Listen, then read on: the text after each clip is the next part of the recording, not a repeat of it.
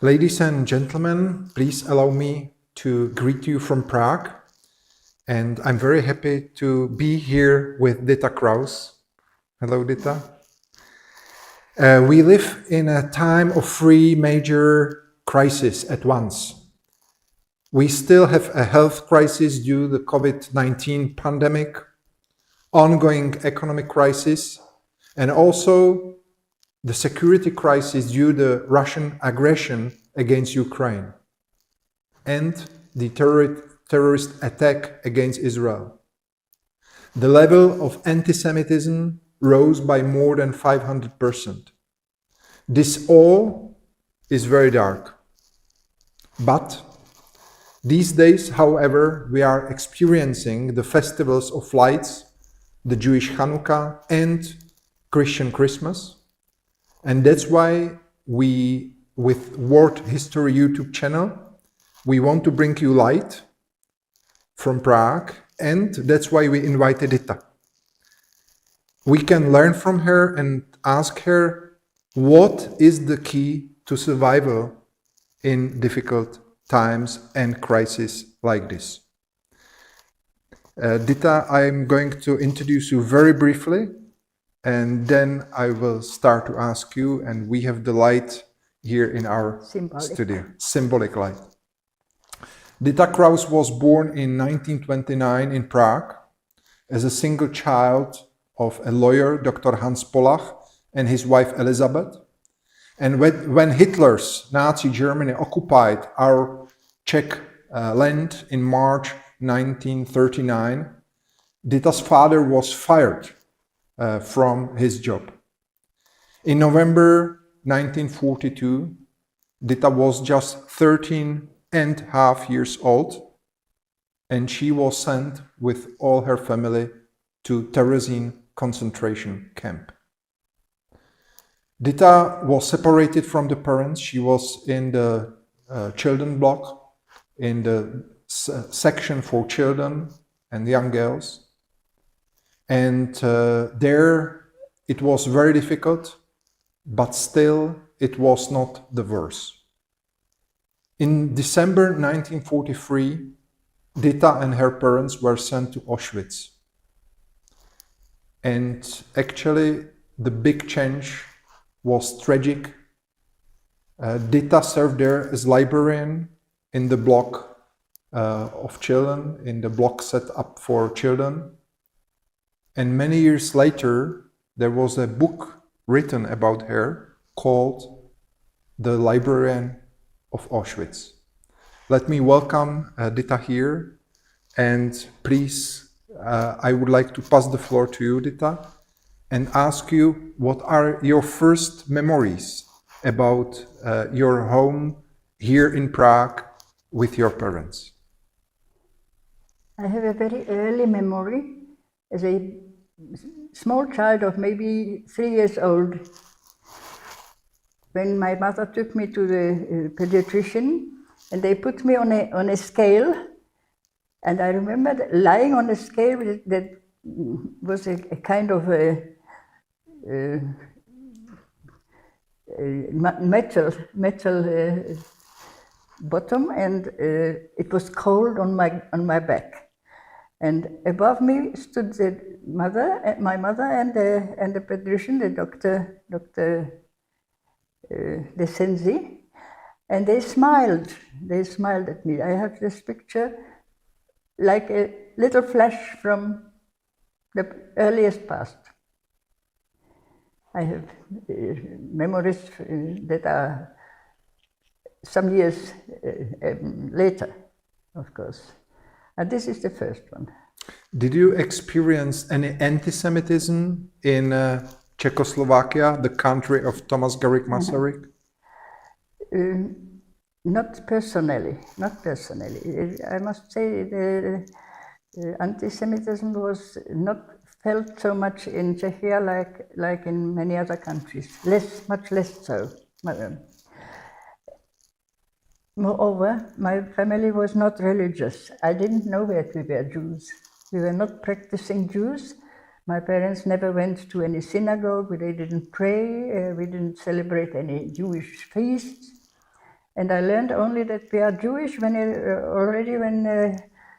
1938, when the Sudeten area was occupied by the Germans. And then I learned that there is a difference between Jewish children, Jews and Christians. We were affected later, immediately after the occupation. As you said before, my father was released, ejected from his post in the pension institute, became unemployed, like all other Jewish employees of state and municipal jobs. So it became also a bit stressful financially. And that was only the beginning. I cannot imagine that situation because I'm father of 4 children, and if I would lose job, I would be really in big crisis. And maybe you, as a girl, you were just 13 years old. Did you also had some difficult times like depression or some sadness or something like this? Did you experience that? Not at all. Not at all? Personally, not at all, because I was not aware of the whole the catastrophe of the whole thing. I kept playing with my girlfriends, and until I was also not allowed to go to school any longer. And then then it affected me personally, my life. Suddenly I couldn't go to school, there was nothing to do.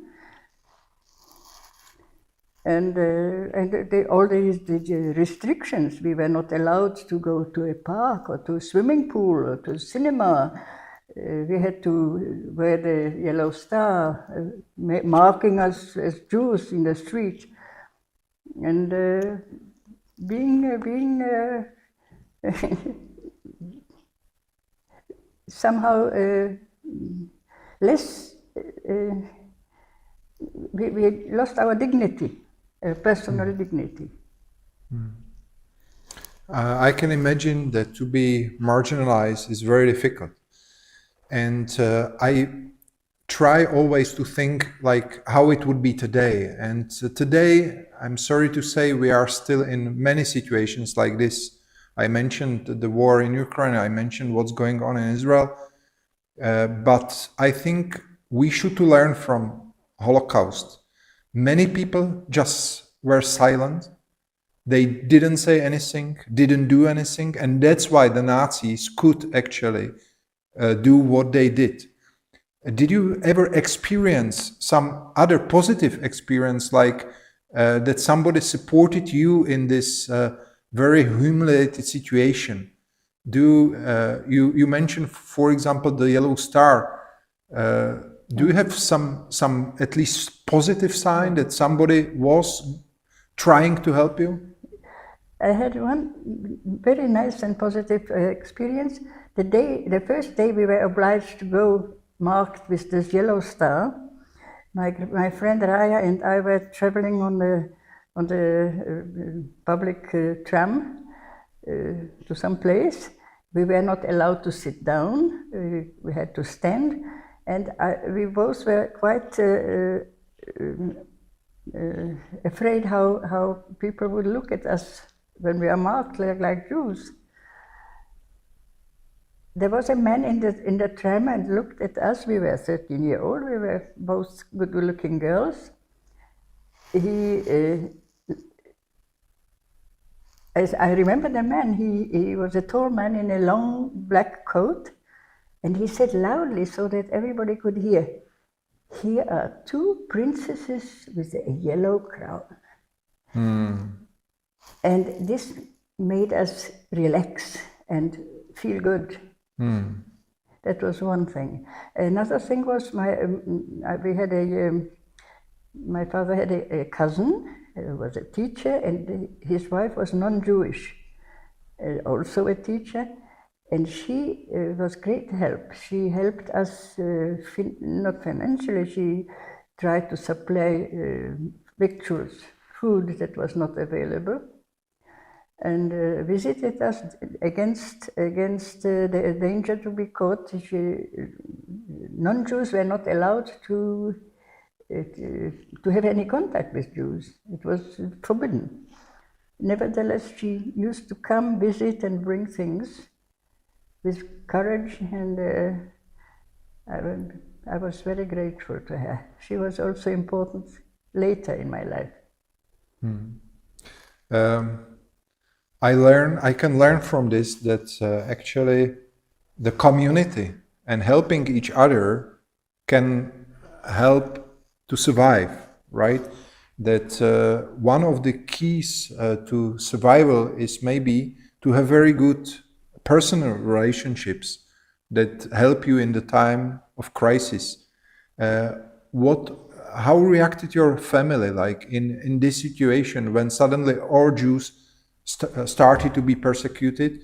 Did you feel that even the family is somehow holding more together, helping each other, or was it more that each of you tried to survive alone? I have no special memories of helping apart from in the family, my parents, my grandparents, and this aunt, this kind aunt.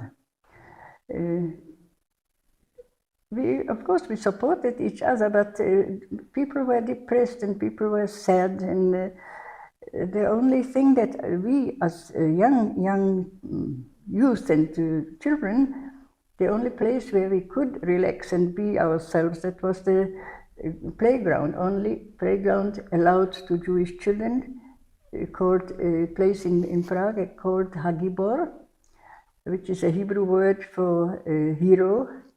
It was a Jewish sport club, and there we could do exercises, physical exercises, and play games, play football, play volleyball, and all activities were led by a Jewish immigrant from Germany who was a sport teacher, Freddy Hirsch, whom we all loved and admired. He was an excellent pedagogue and an idol for all the children. And there we could be ourselves. On that playground, we could, in summer, we could really be free. But we had to be back at 8 o'clock at night. It was Sperre, so called, and we had to walk there because it was no longer allowed to use the public transportation. So there were limitations, but on the playground itself we were free. That was one good place. That helped.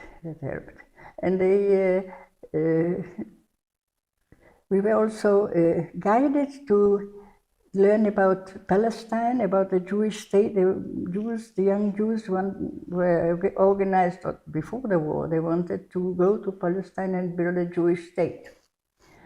And we were taught there about this. That was one positive good thing. And the transports started in 1942. People were sent away. The playground became emptier and emptier. It's very difficult. I think we need always, when we are in such a dark situation, some parallel worlds, some reality that we can escape to and have normal relationships, even if the situation in the other world that we live in is too difficult. But the hope is very important. I think in those days there was no state Israel. The state Israel was established just after the war, as we know. But there was a dream and maybe many people had like at least hope that once there could be something like a place where the Jews could live freely, no? Yes, it was a dream. It was a dream. There were Jews not only in Czechia, there were Jews all over the world that hoped one day to become citizens of a Jewish state. I learned about it only there. I never had, before I never heard about Zionism, about this movement. It was a new thing to me. Yeah. Yes, it was a dream. It was a dream, and it became true with great difficulties and many, many victims.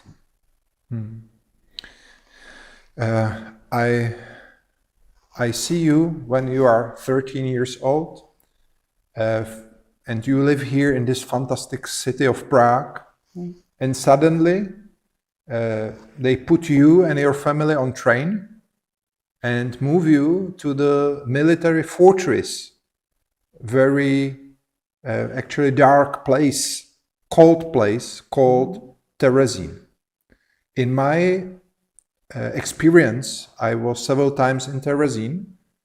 There are just two colors, gray and dark gray, because it's a really depressive place mentioned for soldiers with parts, with prisons and other things. What was your first reflection when you arrived to Terzin? What do you remember from that time? I remember exactly the whole process, the journey on the train and we had to walk from a nearby town because the train didn't reach Terzin yet. Later they extended the rail into the ghetto.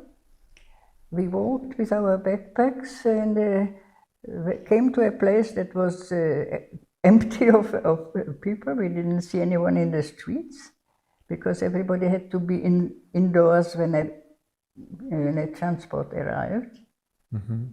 And we came at a time when the ghetto was already overcrowded and they didn't find a place for us to sleep, so we had to stay at first inside the town is surrounded with a huge wall with inside them catacombs, and there we stayed on the floor with our backpacks, and there we stayed for several weeks until they found a bed for us in one of the barracks. You were sleeping on the street? No, inside the walls. The battlement is a brick wall of several meters wide and several meters high, and inside are corridors. And in those corridors, on the floor, there we slept for several weeks. And you didn't have any bed and anything? No bed and no mattress and nothing. Just we brought a blanket. We had a blanket in our luggage. We got food. We got all the inmates of the ghetto were fed from central kitchen or sick kitchens, several kitchens, and we got a cooked meal at noontime, which was a soup and something like potato or a dumpling with gravy, very rarely a piece of meat, never any vegetables or fruit. And it was very meager. We were hungry and used up what we brought with us, some food stuff. We used sparingly every day a little bit more. We used from our reserves. It was very hard, but there were much worse was coming, which we didn't know. I have one question that can be a little bit tricky, but I always compare those times with our times, and I'm very sad to see what's going on in the world. And I think that one way out is to increase our resilience. And I heard, and please tell me if it's true, that some of the people could not cope with the difficult conditions in Terzin because they came from normal houses, sometimes from actually very wealthy families. And I heard that in Terzin, some people died not because of the illness or that they would be killed, but at the beginning, because of just bad conditions, that they could not cope with those bad conditions. Is it true? In a way, it is true, because that mainly affected the German Jews, because first came Jews only from Bohemia and Moravia. Later came Jews from Austria and Germany, and they were told that they are lies. They were told lies. They were being deported to a spa. They called Terzin a spa, and the people thought they were going to have a good time, and they took with them evening dresses and so. Didn't have any idea what was expected. When they arrived, there was no space to put them, like when we arrived. They put them on the lofts. Between the beams, they had to sleep, and they were often elderly people. And the conditions were absolutely impossible. There were no toilets on the. They had to, in the darkness, they had to go downstairs to the toilet at night, and so on. So I think these people lost the will to live. Such people gave up and died soon. That's why I try to increase my resilience, and I look for difficult situation. I train also like physical, because you never know. Like, yes. You know, it can happen. We saw it in Israel with the hostages. From 1 hour to the other, you can be somewhere hostage and in very difficult situation. So I admire everybody who survived those horrors, like you are, and in my eyes, you are the hero. Yeah, but the heroes for me are also the teachers, your teachers in Terzin, because they could give up, but they didn't. They, with you, with children, they were making drawings. They did sports, like there was a lady, her name was Friedel Dickel-Brandeis, and she was very talented artist, and she was teaching the children drawings. Even she could know that many of the children will not survive. You must note that they did this after their work. They were obliged to work a normal day in the kitchen or in cleaning or in any job, and teaching and giving lectures or preparing some shows or composing music. All this was done after work, under conditions, without electricity. Was the smallest bulb possible, and no light. And people invented ways how to make the best of it, and kept up culture. It's incredible. The Czech Jews were very active in all kinds of. There was music composed in Terzin, and opera was composed in Terzin. Yeah, it's the name of the opera was Brundibar. Yes. Which is like, let's say, kind of beetle, I would translate in English. No, it's a bumblebee. Bumblebee, okay. And what was the story behind it? Because if I see it now, it seems that the main figure, the Bumblebee, was like Hitler a little bit. And Yeah. what was the story behind The it? story was that this was an opera composed before the war, before in the late 30s, composed from a children's story written by a Czech writer, and the music was composed by Hans Krasa, also a Jewish composer. It is about children, for children. Opera was very, very simple verses, and the main figure is Grundibar, called Grundibar, which is a very ominously sounding word. And this Grundibar was a player of not organ, such a box with a handle. Okay. With street musician. Yes. And he was threatening, and the boy who played it, we call it in Czech the main role, flashinet, right? Had a mustache. Yeah. And he was threatening. It was the bad guy in the opera, and we knew that it was a kind of bad man with a mustache.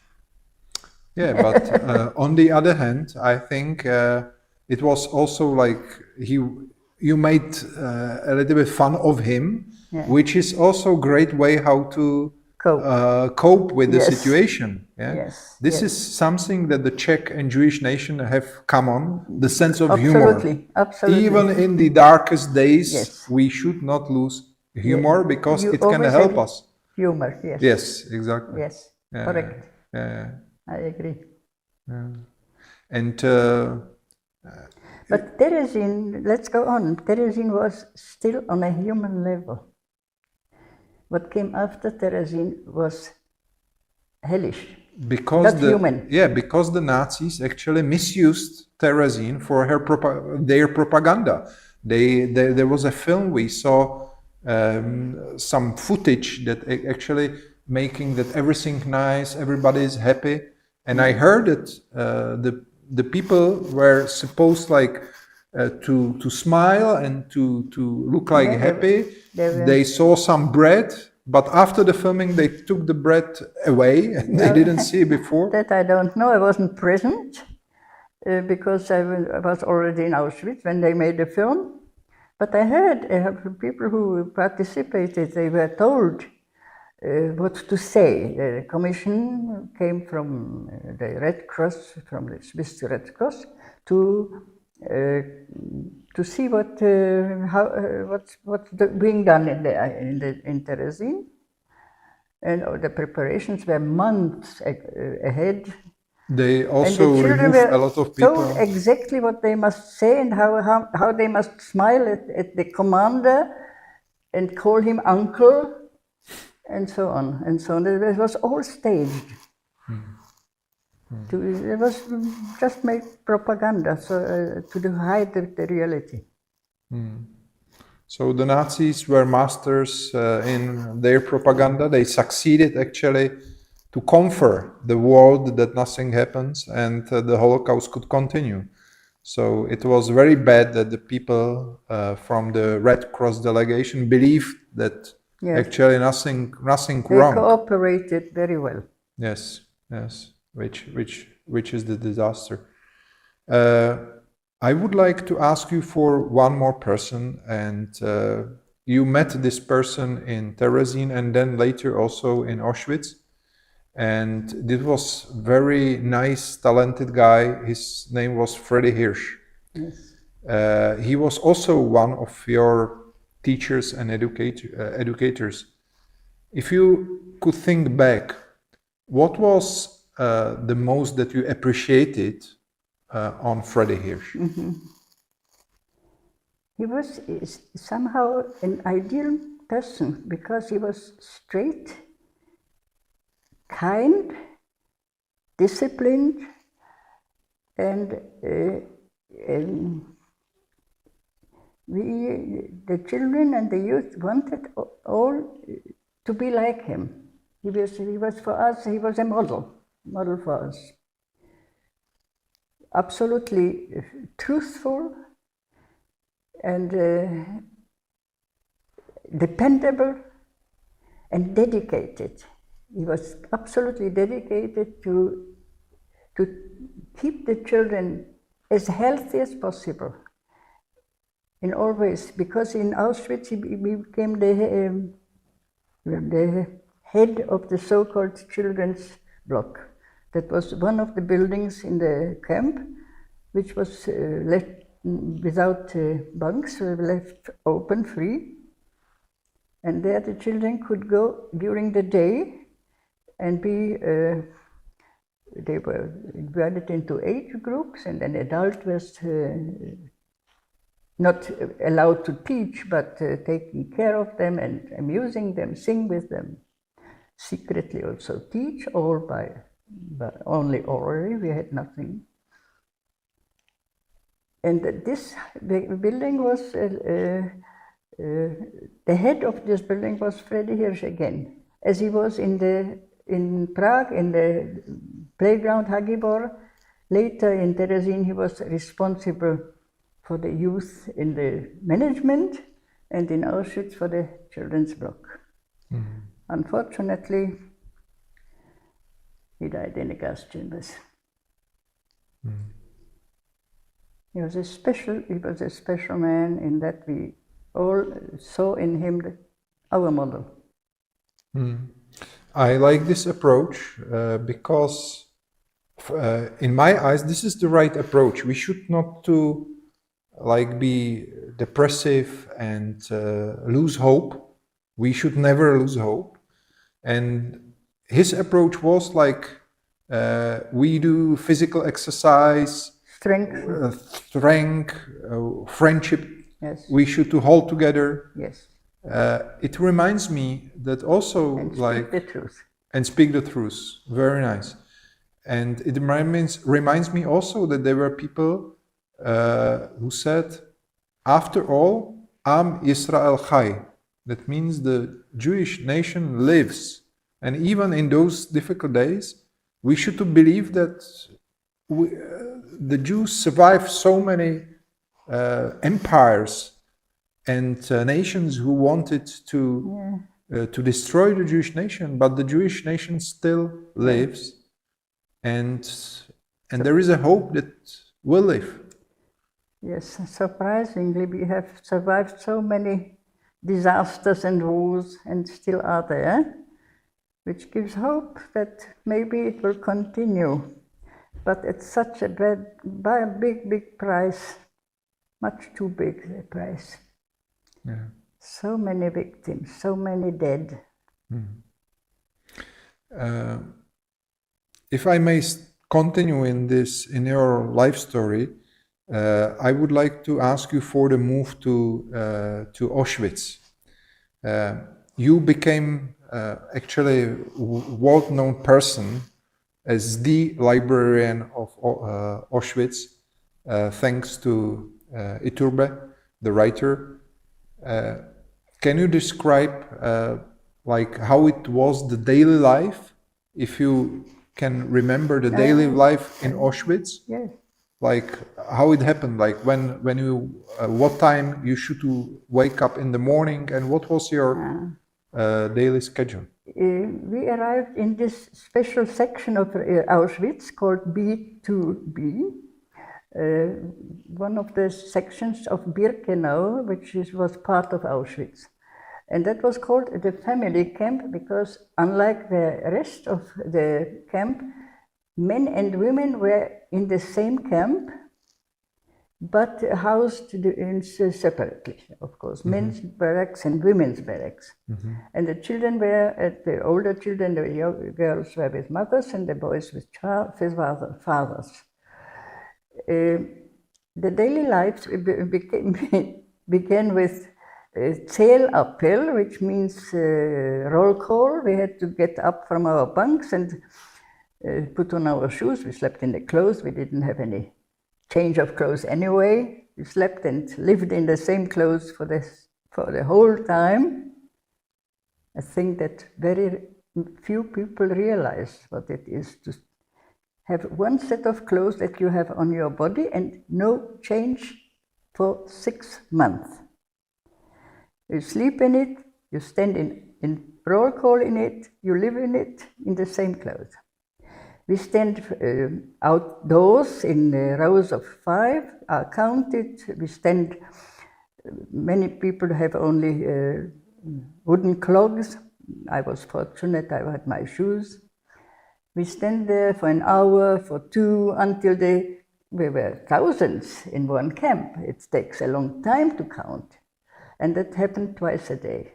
After morning roll call, the children could go to the children's block, where we were in age groups with an adult, and the 14 to 16 years olds were obliged to work, and Freddy Hirsch received allowance, was allowed to employ these youngsters inside the children's block and invented jobs for all of us. We were a few dozen of that age, and he found jobs for each of us, and for me he found a job to care for the books there. There was a small number, maybe 12, maximum 14 books on the whole that I kept an eye on and was allowed to lend to the adult who could use it to activate this group.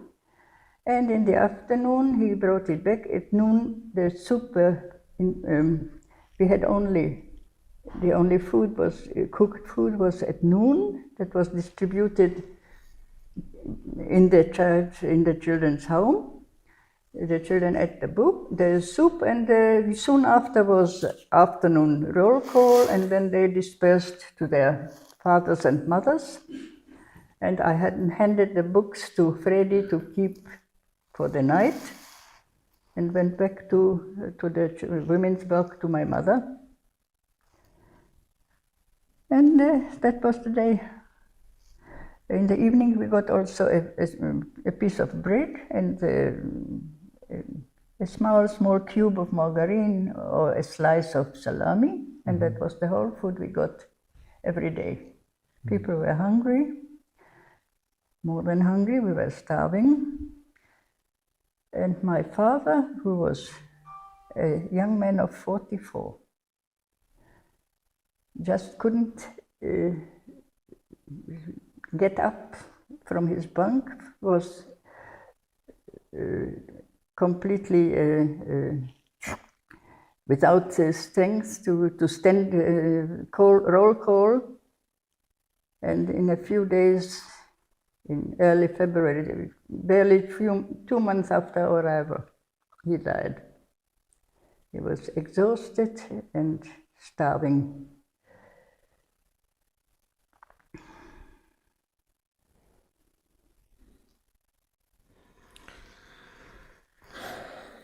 To be a child in a concentration camp in Auschwitz and to lose the beloved person like the father.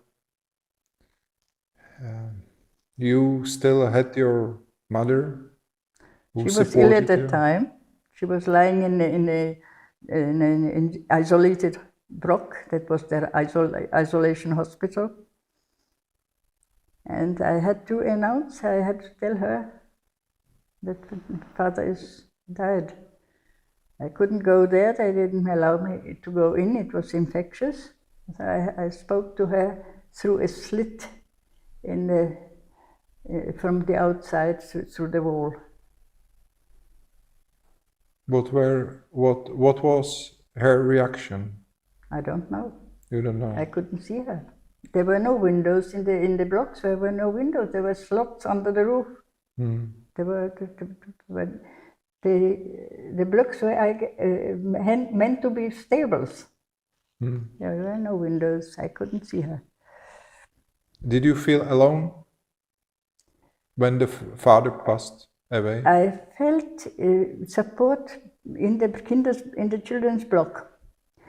the 14-year-olds had one of the older women was like our guide, our instructor. We were her wards. And she knew about my father, and she helped me very much. She was very kind and really supported me very much. Hanka Fischlova. So another children hero. We think sometimes that the bad thing around us are so big that we can't do anything. Many people think, I can't change the situation, which is maybe true that they can't change the whole situation, but everybody can help. Everybody can do something at least little. In the small surrounding. Exactly. Yes. And this is the most important, like what we do in our surroundings, like this. Hanka Fischlova, did you say? Yes. Hanka Fischlova just supported you, that you... Well, when my mother became well, thank God. She came back from the hospital, and then we were together again. You know, I think that our efforts are like little drops. And if those drops are connected, they can make a wave that can actually make the difference. If there is a bad situation, the wave can wash. Let's all be the drop. Exactly. Let's do at least something small that we can do, and help and support each other. And then in this way we can survive everything. I think so. I hope so. We have with us many people who are watching right now. It's online streaming, and I would like to ask some of the questions that we received. There is a question that in Jewish ghettos there were Jews from all over Europe, but they were separated even among fellow Jews. The question is if it happened also in Terzin and maybe then in Auschwitz. Naturally, because when a transport arrived from Germany, they were put somewhere together. They were housed in one of the barracks together. They were not separated at work or I mean, physically. They just slept. As they were put, the whole transport was put in a certain barrack. But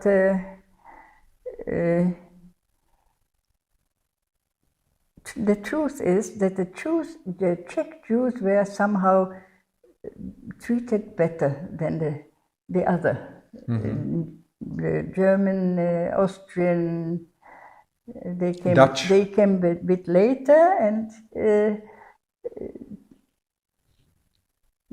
they got worse places. They were maybe squeezed more. Somehow they were second in importance. There is another question about Dr. Mengele. Yes. Did you meet Dr. Mengele? Yes. Dr. Mengele was responsible for the hospital. The hospital building was opposite the children's block. He sometimes just popped in at the children's block, spoke with Freddy Hirsch a few words, looked around at the children. When the children had a performance, he and the others, officers, SS officers, came to watch. They were in the audience. He made medical experiments on twins. He used to call the twins, and I had two boys my age, whom I knew from Prague. They were often called to go to be examined, measured, and so on. All kinds of experiments made on them. that was before he was given the task to select the Jews who are still able to work. That the order came from Germany in May, 5 months after he arrived. And he had his job was to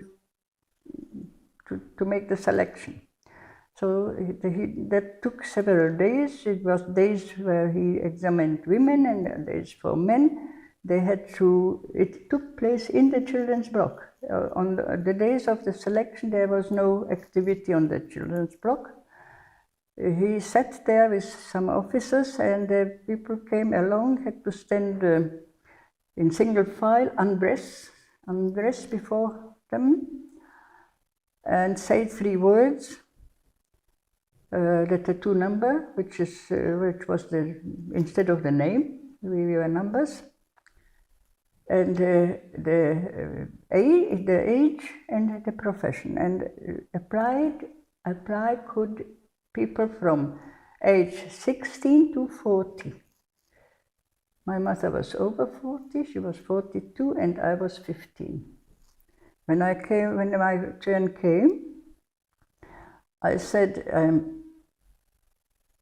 73.305, 15, Malerin, which means my tattoo number, 15, painter. Why I said painter, God knows.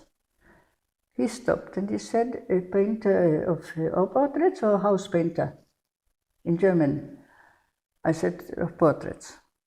Can you paint my portrait? Jawohl. But my heart was in somewhere. Yeah. Shaking. He made a half smile with one corner of the mouth and sent me to one of the groups. We were selected in 2 groups, but we didn't know what was better. Those that looked stronger, those that looked too thin or too weak. But he sent me to the stronger looking. So I met Mengele. Yeah, and this was actually the right group, because the other people, yes, they went it was the group that we were sent to Germany. Yeah, and the other group? The other group, plus those who were not 16 and not 40, below and over,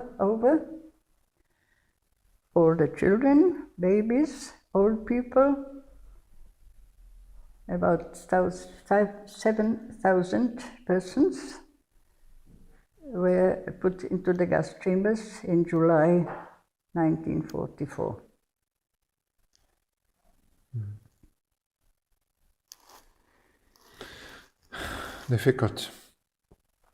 Difficult, and we do this interview also in memory of those people who should never be forgotten.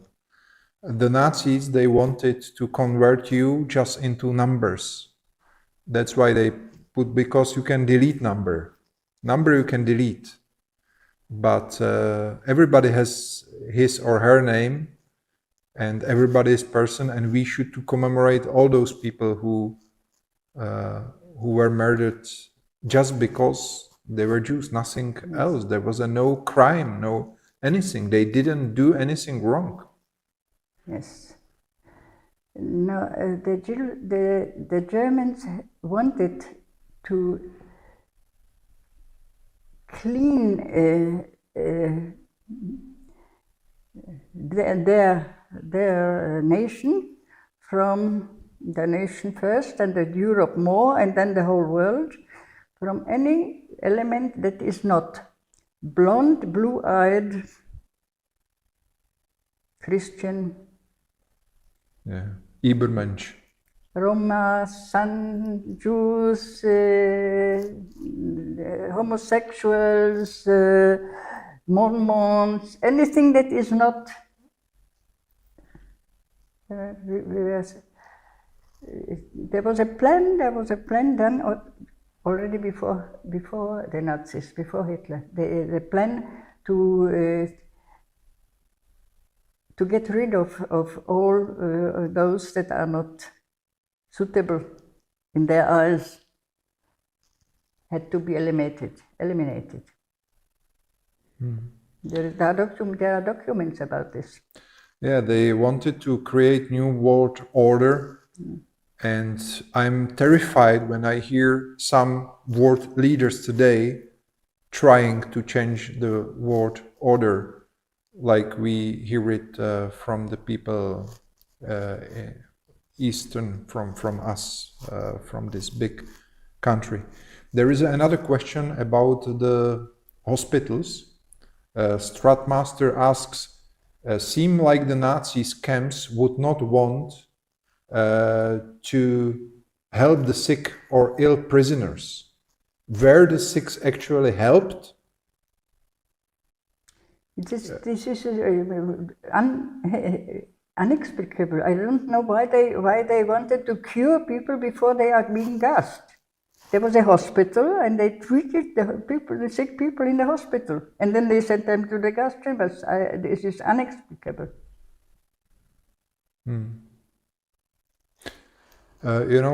For me, I can't understand more things. Like you told me once that the people had to work in Auschwitz, but sometimes it was like removing stones. Not sometimes. That was the job. That was the job? From one place to another, and then the next day from another place to the other place, just without any sense, like... They wanted to weaken the people, so they made them work nonsense work. There were 2 heaps of stones, but they were not stones, they were boulders. 2 heaps at 2 ends of the near the entrance.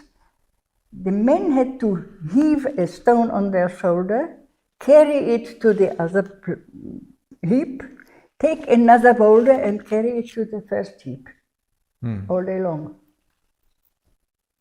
I'm afraid that I could not cope with the situation, because for me it's very difficult to do anything that I don't see sense in it, and it was really...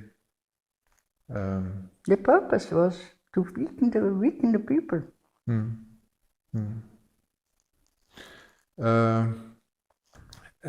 I would like also not to speak about the life during the Holocaust, but maybe also what happened after it. There was one question right at the beginning asking how it was when the war was over. Where have you been in those days, and how was the first sign of change, like when the other people came? Can you describe the situation, the very end of the war? We were from Auschwitz, we were sent to Germany to work, a group of, I think, 1,500 women about. My mother and I were among them. From there, very short time before the end of the war, we were shipped to Bergen-Belsen, concentration camp Bergen-Belsen in Germany. We arrived a few days, I don't know how many, but not more than 10 days before the British Army, which was advancing, the front was advancing towards that place.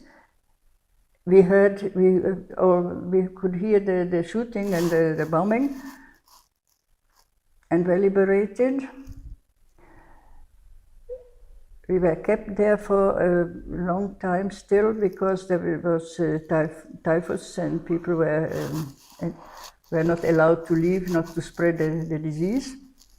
So for many weeks more we stayed there on much better conditions. The British moved us out from that infested place, full of unburied bodies, thousands of unburied bodies. It can be seen in films. We were moved, we got food, there were makeshift hospitals and so on. My mother was in one of them, in the hospital, and that was already in June. We were liberated in April, and in June we were still there. My mother died a few days after she was in hospital. But there was a shuttle bus going from Prague to Belsen and back again. My friend put me on the bus. The next day after my mother died, there was a place on the bus. She arranged it so that I need not wait in line for the next one. So I came to Prague alone with a bundle and a blanket. And I went by tram. I arrived on the main railway station of Prague, and I went by tram to my aunt. That aunt, the non-Jewish aunt who helped us all the time before. And she received me and she gave me my first home and she tried to help me and so on.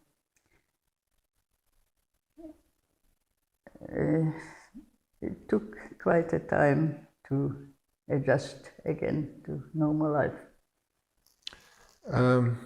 We just received one very difficult question.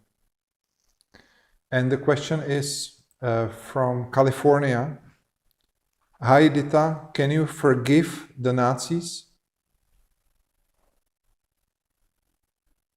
No. No, this is unforgivable. One cannot forgive that. No. I have good relations with people in Germany. I go there sometimes for memorials to the place where they have a kind of museum and memorial.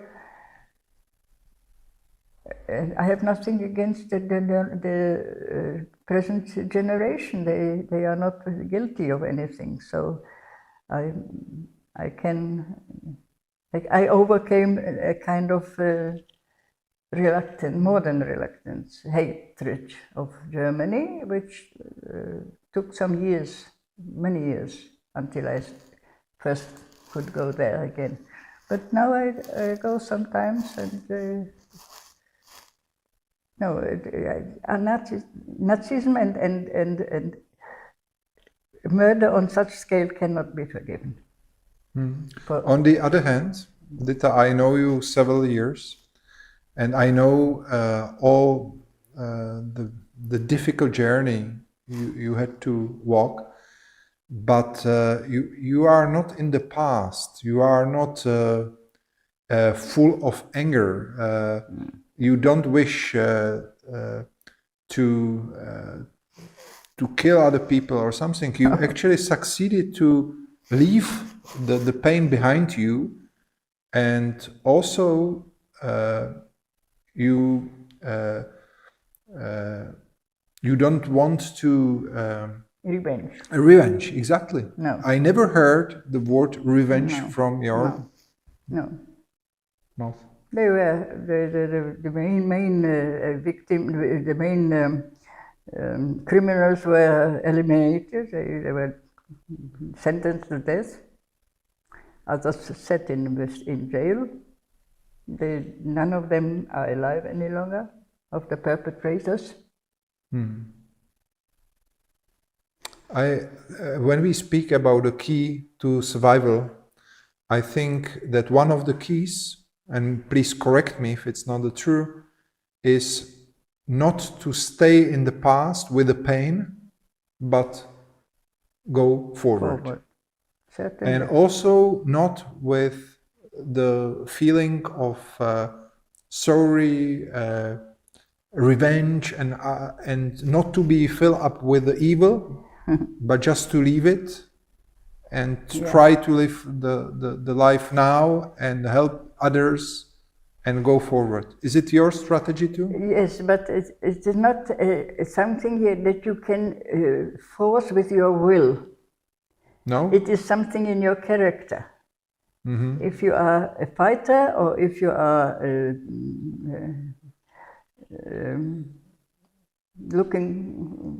leave things that in the past you leave behind and you look forward.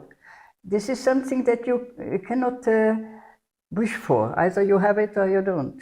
It's the same with genes. Yeah, do you think... How come I live at this age when other people my age are long dead?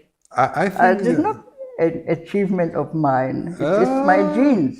I got it. Partly. I think partly, Dita. As I know you, you are a very positive person, strong person, and your approach helped you to be such a vivid, kind teacher to us. We can learn from you a lot.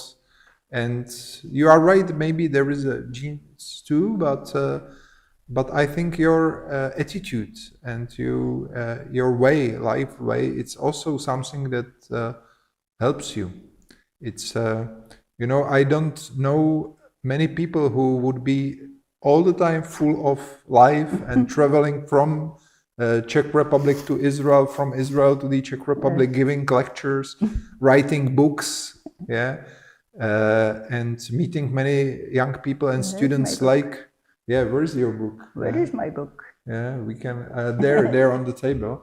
I will bring it and show it, because you became a very known author also.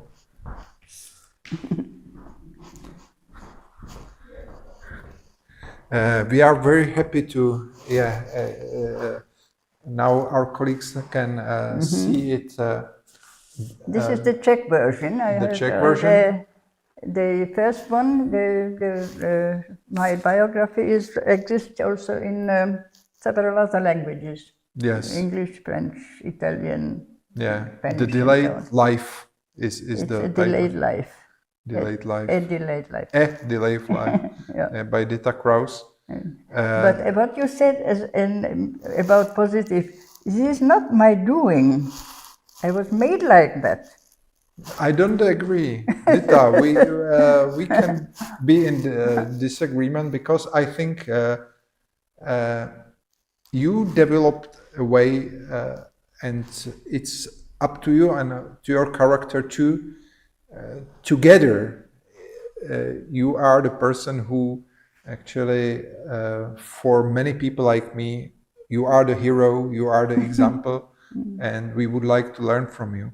Especially in those dark times, it's very important to have such a witness and example of people who even they had such a difficult life, and your life was even difficult after the war too, when you emigrated to Israel and you started to live in Israel, and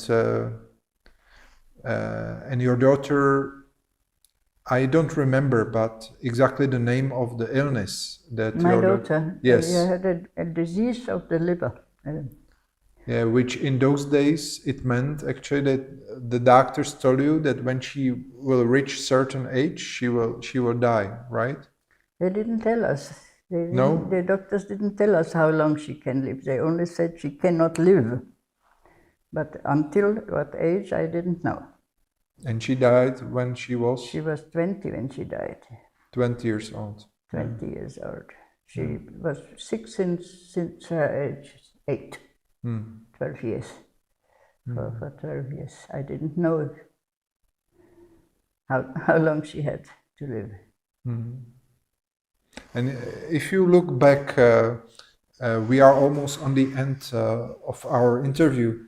What you would say that is your way? What helped you to survive all the concentration camps Mengele, all the very dark thing that happened even after the war. Like we just mentioned the sad fate of your daughter.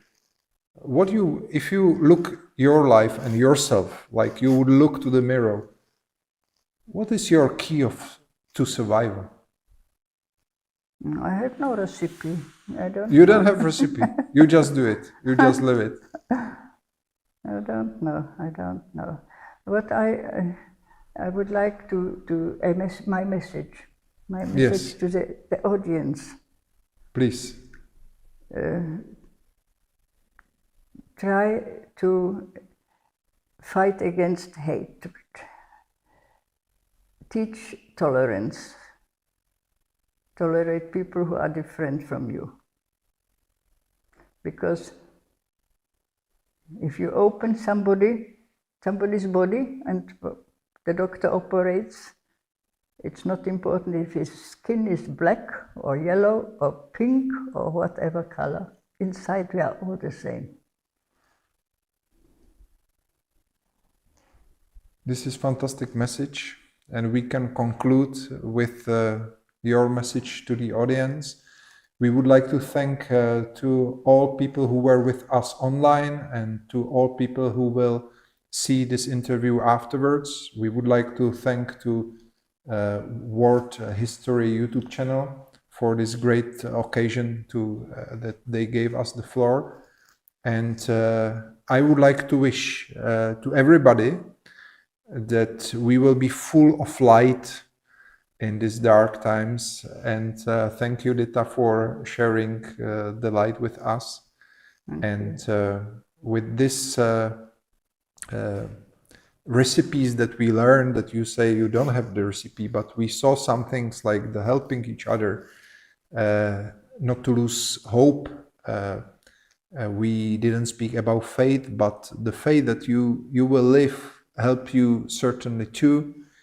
And we should know that even we can do very little, it's meaningful. It can help to one concrete person, and that's the right thing. Dita, once more, thank you very much. Happy Hanukkah. And I wish you that you will have a lot of other students like myself that can learn from you. Thank you.